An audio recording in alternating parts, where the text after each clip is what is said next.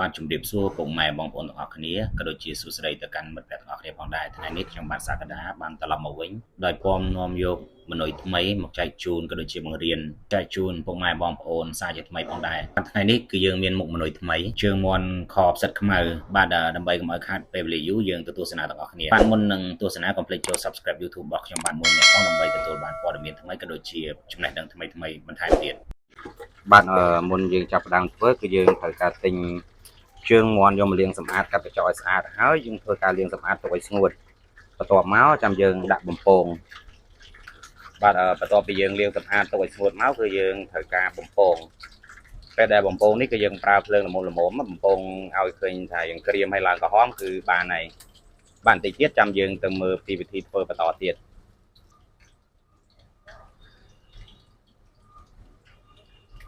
បាទសម្រាប់ជើងមាន់ដែលខ្ញុំធ្វើថ្ងៃនេះគឺមានចំនួន4គីឡូបើសិនជាបងប្អូនចង់ធ្វើតិចបងប្អូនអាចចែកបូកដកគុណចែកទៅតាមហ្នឹងទៅបើសិនជាបងប្អូនចង់ធ្វើច្រើនបងប្អូនគុណបន្ថែមអញ្ចឹងណាហើយការបំពងគឺយើងបំពង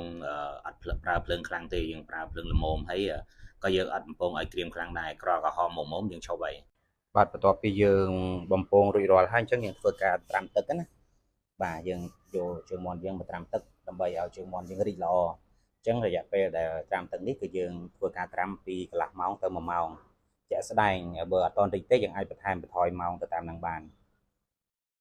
តិចទៀតយើងទៅទស្សនាការធ្វើបន្តទៀតបាទឥឡូវមុននឹងយើងឈានចូលទៅដល់វិធីធ្វើយើងមកទស្សនាគ្រឿងផ្សំទាំងអស់គ្នាថាតើមានអីខ្លះបាទជាដំបូងនេះយើងមានម្រេចម៉ត់ម្សៅខ្ញីបាទសម្រាប់ម្សៅខ្ញីនេះដែរបើសិនជាបងប្អូនអត់មានទេបងប្អូនអាចជំនួសដោយខ្ញីស្រស់បានបន្ទាប់មកយើងមានខ្ទឹមសគល់ជីវ៉ាន់ស៊ុយម្រេចសកាច័ន្ទហើយនិងឈើអែមបាទបន្ទាប់មកទៀតយើងមានផ្សិតខ្មៅនេះគឺផ្សិតក្រៀមដែលយើងយកទៅត្រាំទឹកហើយលាងសម្អាតវាបានស្អាតល្អបាទបន្ទាប់មកយើងមានទឹកស៊ីអ៊ីវខាប់នេះទឹកស៊ីអ៊ីវខាប់ហើយទឹកស៊ីអ៊ីវត្រាកូនក្មេងហើយនិងទឹកស៊ីអ៊ីវភ្នំខៀវហើយប្រេងខ្យងស្ករត្នោតគឺជាម្សៅសូកូឡាបាទបើសិនជាបងប្អូនមានម្សៅសូកូឡាបងប្អូនអាចជំនួសដោយម្សៅអូវ៉ាន់ទីនបានបាទហើយបន្តមកទៀតនេះជើងមាន់របស់យើងបន្ទាប់ពីយើងបំពងហើយយើងត្រូវត្រាំទឹកកន្លះម៉ោងរយៈពេលកន្លះម៉ោងទៅ1ម៉ោងបើសិនជាអត់តន់តិចទេយើងអាចបន្ថែមបន្ថយម៉ោងទៅតាមនឹងបានណាហើយបន្ទាប់ពីត្រាំរីករួចរាល់ហើយអញ្ចឹងយើងធ្វើការលាងសម្អាត 4-5 ទឹកឲ្យបានស្អាតល្អរួចហើយយើងមានអំបិលម៉ត់1ស្លាបព្រាបាយហើយនិងប៊ីចេង1ស្លាបព្រាបាយបាទសម្រាប់ប៊ីចេងនេះដែរបើសិនជាបងប្អូនអត់ញ៉ាំអត់ចាំបាច់ដាក់ក៏បានដែរហើយសម្រាប់រសជាតិនៅក្នុងនេះបងប្អូនអាចបន្ថែមបន្ថយតាមចំណង់ចំណូលចិត្តបានបាទបន្ទាប់ពីយើងបើកភ្លើងរួចរាល់ហើយយើងធ្វើការកូរគ្រឿងឈើអែមហើយនិងផ្កាច័ន្ទរបស់យើងឲ្យយើងឡើងឈ្ងុយតិចមក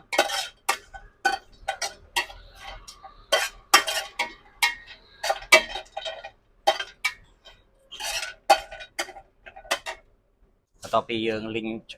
ឈ្ងុយហើយយើងដាក់ស្ករត្នោតចូល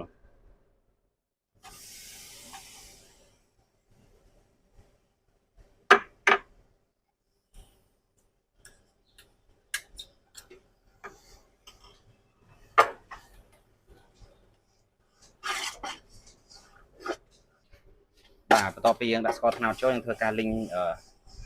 កម្លោចស្កររបស់យើងរៀងឡើងក្រហមបន្តិចណា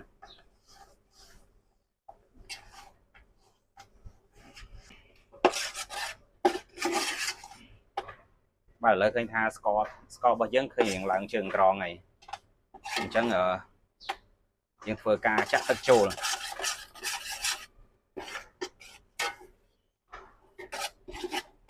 បាទស្ករដែលយើងកំឡោចនេះគឺយកឲ្យខ្លោចទេរៀងឡើងជើងក្រងហើយយើងធ្វើការចាក់ទឹកចូលភ្លាម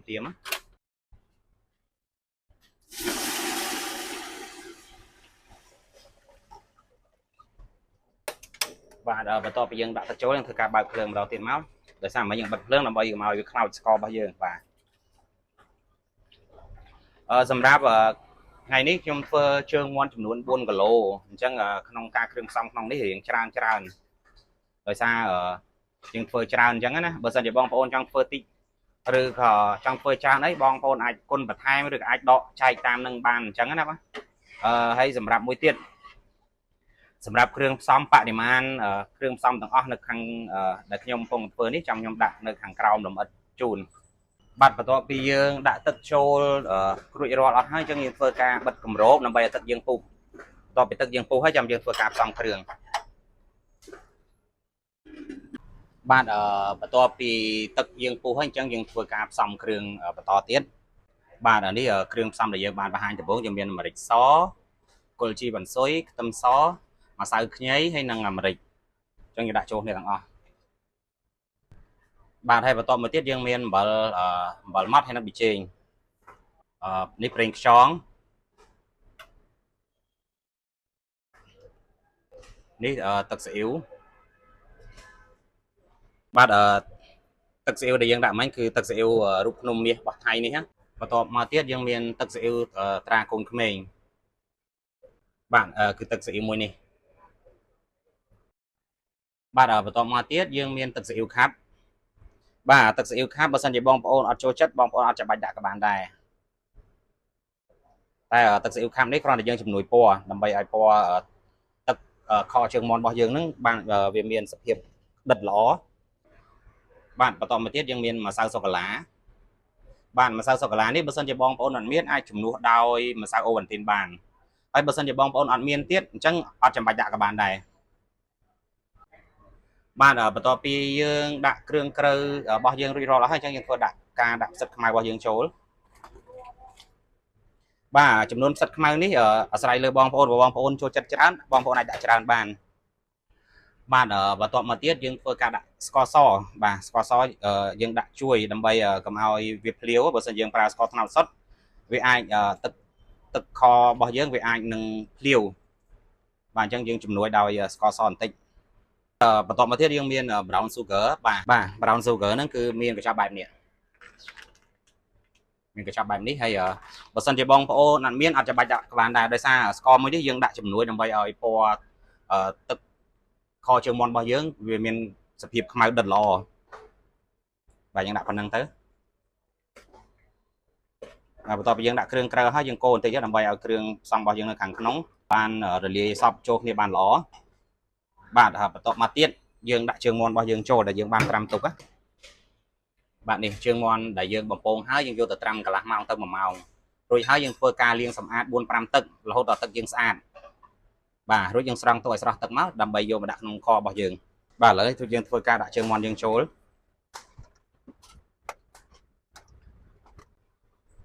ជើងមាន់នេះខ្លះសខ្លះខ្មៅដោយសារមានជើងមាន់ខ្មែរយើងណាអានេះមិនមែនខ្លោចទេជើងមាន់ខ្មៅសុទ្ធទេហើយចំនួនដែលខ្ញុំធ្វើនេះគឺចំនួន4គីឡូបើសិនជាបងប្អូនចង់ធ្វើតិចឬក៏ច្រើនហើយបងប្អូនអាចបន្ថែមឬបន្ថយទៅតាមនឹងបានហើយទឹកដែលខ្ញុំធ្វើទឹកខនេះប្រហែលជា6លីត្រអញ្ចឹងគ្រឿងផ្សំរៀងដិតបន្តិចហើយបើសម្រាប់រសជាតិវិញអាស្រ័យទៅលើបងប្អូនបើបងប្អូនចូលចិត្តផ្អែមឬប្រៃឬក៏យ៉ាងម៉េចដិតឬក៏ស្រាលហើយបងប្អូនអាចបន្ថែមបន្ថយគ្រឿងផ្សំទៅតាមនឹងបានគ្រឿងផ្សំដែលខ្ញុំបង្ហាញនេះគ្រាន់តែជាគ្រឿងផ្សំគោលបើសិនជាបងប្អូនចង់ផ្អែមឬក៏ប្រៃអីបងប្អូនអាចបន្ថែមឬបន្ថយទៅតាមចំណង់ចំណូលចិត្តបាន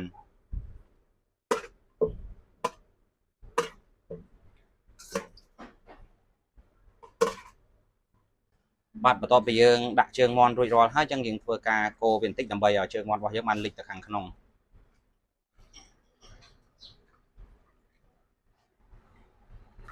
បាទបន្ទាប់ពីយើងដាក់ជើងមាន់រួចរាល់អស់ហើយអញ្ចឹងយើងធ្វើការរំងាស់ជើងមាន់របស់យើងចន្លោះពី2ម៉ោងទៅ3ម៉ោងជាក់ស្ដែងមើលតាមនឹងបើសិនជាជើងមាន់របស់យើងផុយល្អទន់ល្អហើយយើងអាចធ្វើការញ៉ាំបានហើយបាទបន្តិចទៀតយើងទៅមើលពេលដែលជើងមាន់យើងឆ្អិនរួចរាល់ទាំងអស់គ្នា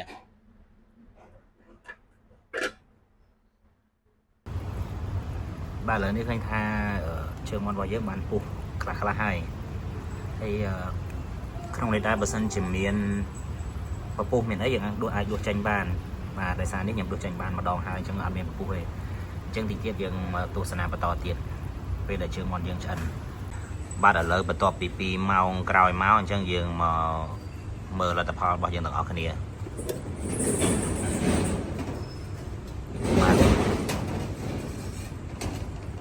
បាទឃើញថាជើងមាន់របស់យើងឃើញថាពុះហើយទន់ល្អឯងបាទយើងមកមើលទាំងអស់គ្នាបាទនេះជើងមាន់របស់យើងគឺមានសភាពទន់បែបហ្នឹងតែអត់រលេះចេញពីឆ្អឹងទេ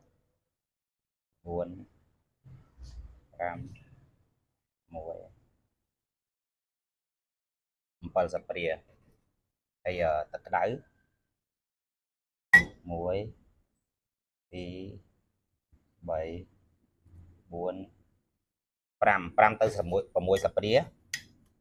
បាទទឹកជ្រលក់យើងក៏មានតែប៉ុណ្្នឹងឯងហើយយើងលួចរ៉ូឌីបន្តិចយើងលួចរ៉ូឌីកន្លះសព្រាបាយដែរបាទសម្រាប់ទឹកជ្រលក់នេះផងដែរបើសិនជាបងប្អូនចូលចិត្តប្រៃផ្អែមជូរអីបងប្អូនអាចបន្ថែមនិងបន្ថយទៅតាមនឹងបានបាទទឹកជ្រលក់យើងគឺតែប៉ុណ្្នឹងឯងរសជាតិរបស់វាគឺជូរប្រៃហឹរគឺអត់សូវធ្វើផ្អែមទេបើសិនជាបងប្អូនត្រូវការរសជាតិបែបណាបងប្អូនអាចបន្ថែមឬក៏បន្ថយតាមចំណង់ចំណូលចិត្តបានបាទតោះឥឡូវយើងទៅមើលជើងមាន់យើងទាំងអស់គ្នាបាទឥឡូវឃើញថាជើងមាន់ខផ្សិតខ្មៅរបស់យើងបានរួចរាល់ផងដែរហើយឥឡូវយើងធ្វើការដួសដាក់ចានដើម្បីដេក័របាទតំណងអត់បងប្អូនមើលទៅពិតជាគួរចង់ញ៉ាំមែនតើបើសិនជាបងប្អូនចង់ធ្វើកើតបងប្អូនគ្រាន់តែមើលតាមការបង្ហាញរបស់ខ្ញុំហើយធ្វើតាមខ្ញុំនឹងអាចធ្វើបានហើយបើសម្រាប់រសជាតិវិញខ្ញុំធានាថាឆ្ងាញ់អត់ចាញ់ហាងធំទេបាទឥឡូវនេះឃើញថាការបង្ហាញអំពីការធ្វើខជើងមាន់ផ្សិតខ្មៅរបស់ខ្ញុំបាទក៏បានមកដល់ទីបញ្ចប់ផងដែរជាចុងក្រោយខ្ញុំបាទសូមអរគុណដល់ពុកម៉ែបងប្អូនទាំងអស់គ្នាដែលទស្សនាវីដេអូមួយនេះតាំងពីដើមរហូតដល់ចប់កុំភ្លេចចូល Subscribe YouTube របស់ខ្ញុំបាទមួយម្នាក់ផងដើម្បីទទួលបានចំណេះដឹងថ្មីៗក៏ដូចជាព័ត៌មានថ្មីៗបន្ថែមទៀតបាទជួបគ្នានៅពេលក្រោយក្នុងគណៈពេលនេះខ្ញុំបាទសក្តាក៏សូមអរគុណនិងសូមជម្រាបលាជួបគ្នាពេលក្រោយទៀតបាយបាយ